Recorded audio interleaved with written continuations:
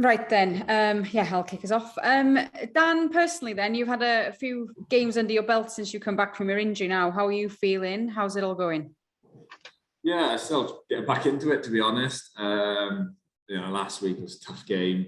Not going to lie, obviously playing at altitude was a big shock. And we probably didn't perform as obviously as well as we want to, and the scoreline reflected that. But yeah, I'm just trying to get back into it. Hopefully try and improve every week, and try and put in a good performance for the Osprey. So like I said, I've been out 12 months, so taking each game as it comes and try and get better each game. That's the plan. And your knee feels good so far, does it? Yeah, touch wood. Yeah, touch wood.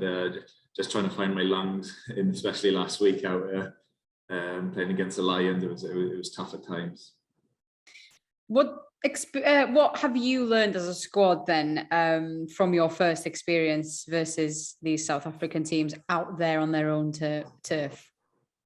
Obviously, the speed that they play at, in terms of, if you cough up the ball or make mistakes, they'll punish you. So it's a case that you've got to be on it, for 80 minutes of the game, because you can go from being in a real favourable position on the pitch in an attacking area to defending your own goal line within, a matter of 5 or 10 seconds. So yeah, you've got to make sure that you're on the money and execute really well.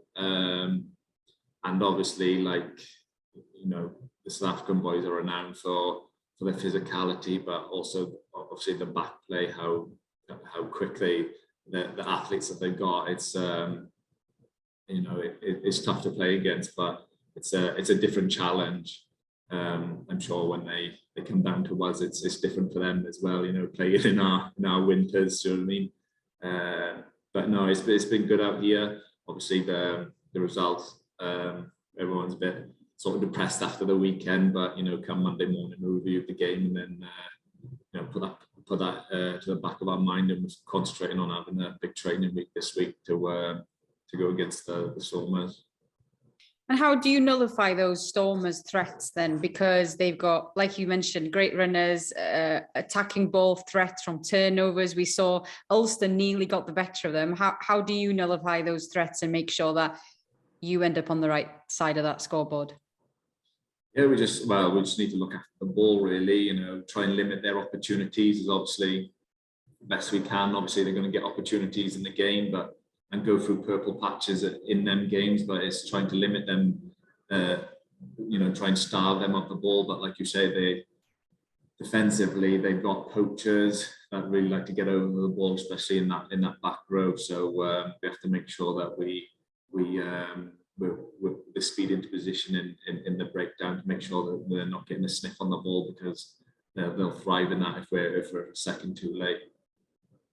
And after you come home, you've got a few weeks off with no games. So how important would it to get a good performance and hopefully a win in this game, like keeping in mind that you've got that 3-week layoff with no games?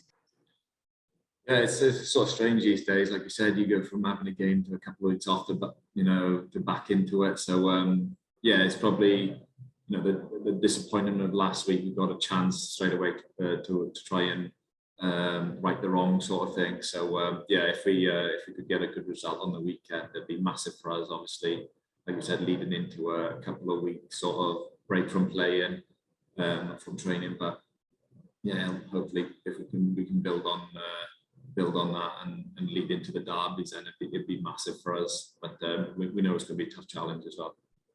You've got your international players from Six Nations back, everyone bar from Alan Wynne. How nice is it to have them back with you and have everyone together on this mini South Africa tour?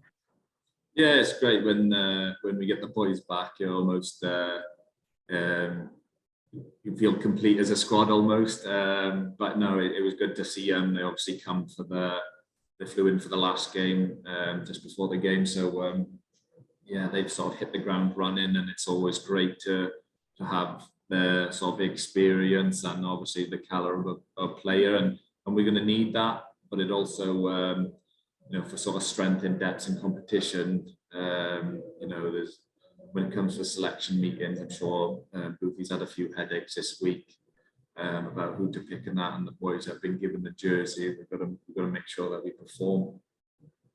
And finally, a word on Bradley Davis. Has been announced today that he's signed another year. How good is it to know that he's going to be with you again for another year? And obviously, he's mentioned that he'd like to help the youngsters in the squad. I'm sure you also take on that role as a senior player. Yeah, it's massive for Brad. He's such a character within the squad. You need, not only he's a quality player, but you need characters around the squad as well.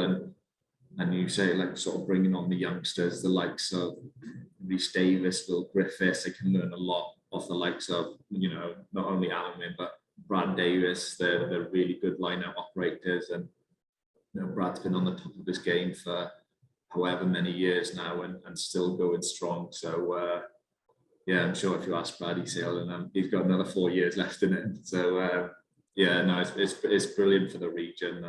And I think it's quite a wise move as well, because it's not only what he offers on the field, he can really help develop these youngsters that Boothie's really, looking for the future to blood. Yeah, definitely. Well, thank you for your time, Dan, and good luck on Saturday. Cheers, guys. Thank you. Dan, what was it? I've got a few questions. Okay, what was it like? Yeah, to play at altitude last week. Good job. It wasn't your first game back there, eh? It was tough. It was very tough. You're always, you're going to play at altitude, but you try and do something. Whereas, back home, you, like, for example, if you make a tackle, you bounce back up on your feet and you want to go again. But I don't know, it just seems to suck the life out of you. You think you're recovered, and then you go for a long run again, kick chase, and then it gets you again. So, no, it was different. But it's just one of those things, isn't it? That, the more you you do it, I guess you get used to it. But it was a shock to a few of the boys because they've never played at altitude before. But you've got to give credit to the Lions as well, how they've been playing. They obviously try to keep up the tempo and stuff. But it's probably more our mistakes that, give them opportunities, and they're ruthless. If you give them an opportunity, they took it. So, yeah, there's a lot of learning from last week. But I think, especially for the region, the young boys getting that exposure, it'd be brilliant for them in the future. And what are you expected, from this week's opposition? Sort of similar to what it was against the Lions last week, but they are a better team as well. But we're not playing at altitude this week, so hopefully that'll be a lot easier. But yeah, they've got, the back three are so dangerous, the back row very powerful, and they like to get over the ball. Marvin Ory was with us a couple of seasons ago, so it'd be good to play against him again.